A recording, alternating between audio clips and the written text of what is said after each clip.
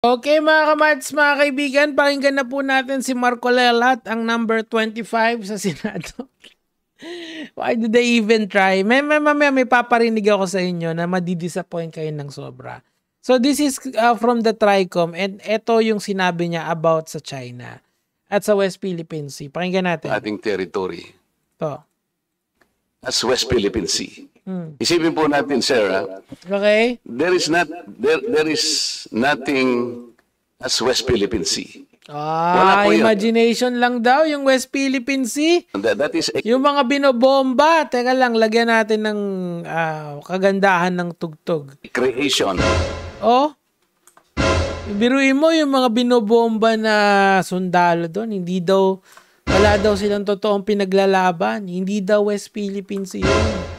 Yung nabubulok natin na barko doon na ayaw pa repair ng China, pero iniistasyonan pa rin ng mga Pilipinong napakatatapang, hindi daw sa atin yun. Palakpakan yung taong yan. Hindi na tayo magmumura, mabait na tayo. Tuloy natin. By us. Sa totoo lang po, kahit nabasahin mo yung ating mapa or what, there is no West Philippine Sea. Paano yung napanalo natin sa UNCLOS? Di ba? Yung exclusive zone na yon, tayo lang dapat ang nakikinabang doon, 'di ba? So ano pang silbi noon? Basic na yan dapat na alam ng lahat ng Pilipino na yung pinanalo natin sa arbitration na yon, it's us. Pero yung mga DDS, ang position nila, it's just a piece of paper. Sinabi yan ni dating Pangulong Duterte. 'Di ba? Tuloy natin. Ang West Philippine Sea, yun po yung area na kiniklaim natin, ito yung exclusive economic zone. Okay. The complications of the West Philippine Sea has not been explained to our people. Kaya po nagiging vulnerable tayong lahat.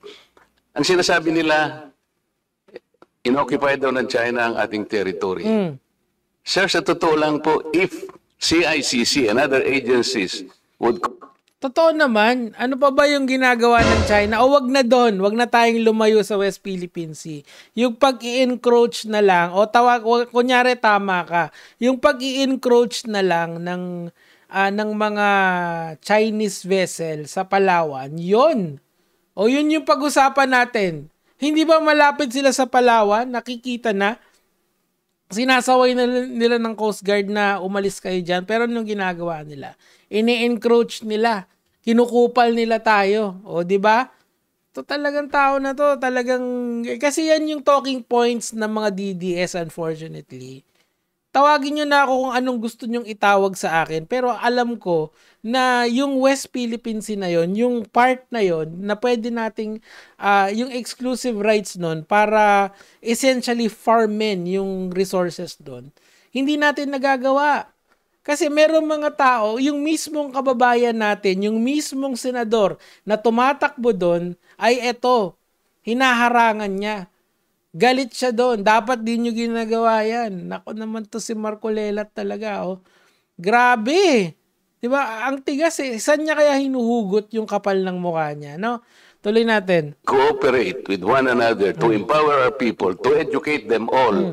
Anong i-educate natin, Idol? Anong i-educate natin? Anong i-educate natin dito na kinukuha na yung sa atin ng isang bansa na napakalaki at napakalakas, ang gagawin mo lang is i-educate natin yung mga tao na hindi sa atin yun. 'Di ba? Tapos ngayon yan yung gusto nyong iboto, 'di ba? Kasi sinabi ng sinabi ng ministro nyo, sinabi ng idol nyo, sinabi na nung itaas yung kamay ni Duterte, panalo na yun. Wag ganun. Dapat dapat sana lahat tayo pagdating sa West Philippine Sea ay tulong-tulong tayo. Yung konti lang naman yung sa atin doon yung pwede nating gamitin. We're not asking for the whole lot. We're just asking for the yung malapit sa atin essentially. That's it. Geographically malapit sa atin. Na napanalo natin sa arbitration, 'di ba? Okay, so ngayon pumunta naman tayo sa isang tao na may apelyido na Chinese pero Pilipinong-Pilipino yung niya, puso niya, si Ramon Ang. In Malaysia, The prices of gasoline is 20 pesos per liter. In the Philippines is 60. Reason, Malaysia subsidized 1/3. The other 1/3 is taxes. Okay. Philippine government impose taxes. Okay. And our neighboring countries don't impose taxes. Okay. But if you look at it on a equal basis, our prices, if without the subsidy and without taxes, is even lower than Malaysia, Indonesia, and Thailand. It's also the same as power. So, ine-explain niya kung bakit mababa yung energy consumption or yung energy per unit price ng mga karatig bansa natin. And yun lang yung rant niya dyan para lang may context kayo. Kasi ito yung point. I-drive niya yung point. Post taxes, subsidy. We also don't subsidy. That is not a reason for not coming. You should come and put up your own power generating plant in your factory, which is very easy to put up. And ano ngayon, yung mga power generators natin, China pa rin ang may ano. Kaya nga pag talagang kawawa talaga Pilipinas sa China kasi yung ano natin, yung if I'm not mistaken, ito yung isa din sa nasiwalat sa Tricom or sa Quadcom yata yun, or sa isang committee sa Congress yun, na sobrang ano tayo ng China, biski yung power grid natin, pwedeng sila, kasi parang yung back end yata nun, Chinese yung nagpapatakbo. I'm not sure about the details doon pero I'm just saying na wala tayong sariling sa atin. Kasi yung sariling Pilipino, mga tao dito sa Pilipinas, sila tulad ni Marcoleta, sila inaano tayo, ini-indoctrinate tayo, inuunti-unti tayo na well, siguro yung sinasabi ni Duterte na maging province of China, baka ganun din. Tuloy natin. Philippine government encourage all big energy consumers to put up. For example, if you want to put up USEC, Marasigan, countries are still subsidizing heavily. Indonesia, Thailand, Vietnam. Our oil production is only 6,000 barrel per day compared to our neighboring countries average 1 million barrel a day.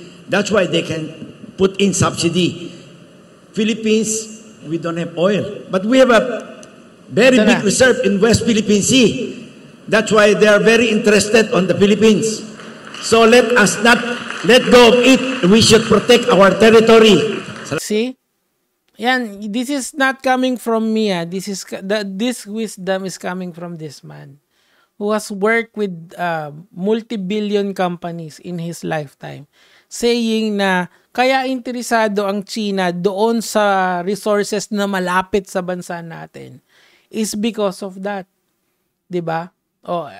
Ano ang kailangan natin ng maraming energy nasa West Philippine Sea. Yung resources doon, all we have to do is to mine it or use it some for another way, di ba? And then okay na. Mababawasan na ng kaunti yung problema dito sa Pilipinas. This is how important West Philippine Sea is.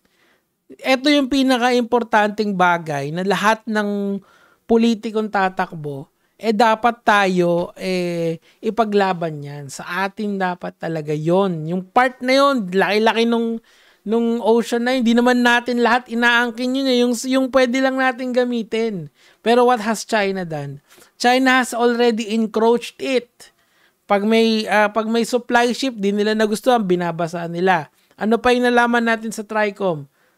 'Di ba? Pag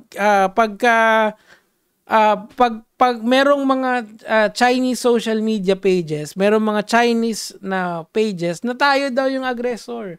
How can we be aggressive to them? We are just showing the world of how China is bullying this fucking country. Pero sorry, nakapagmura kasi this is such something for me na alam ko na kapag kung meron man akong i-wish dito sa gobyerno natin is to at least get a piece of the West Philippine Sea and let's use its resources, its natural resources na malapit sa atin.